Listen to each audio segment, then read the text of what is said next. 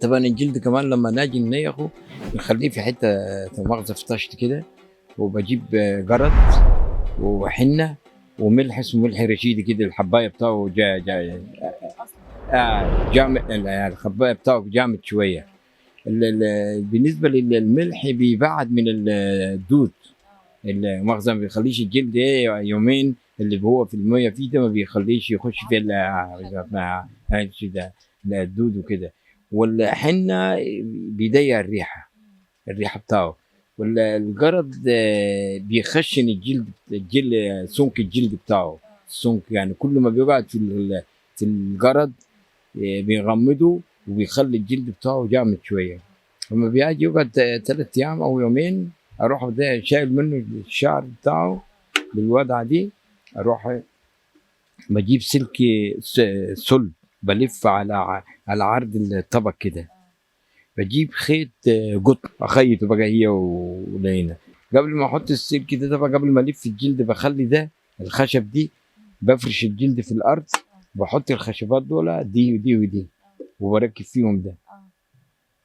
روح لازم الخشب دي في النهايه يكون هنا. لما تصنيع النوبه عندنا 2، تصنيع الكنزي غير الفجيتشا. الكنزي بخلي الحته دي مفتوح، بالنسبه للفجيتشا بخليه مفتوح.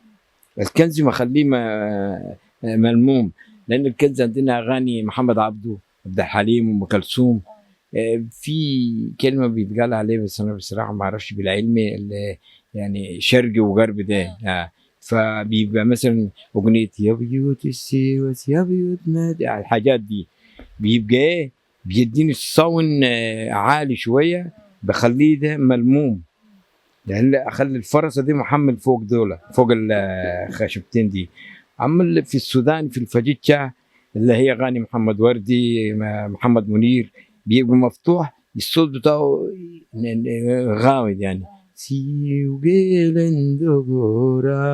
او مثلا الكون كله بيدور، بيديني الساون كده غامض. ده بيدي مفتوح الكنزي، بس يعني ممكن نعمل يعني ده يبقى كنزي وده يبقى فجيتشا عادي، بس بصراحه بيبقى احلى.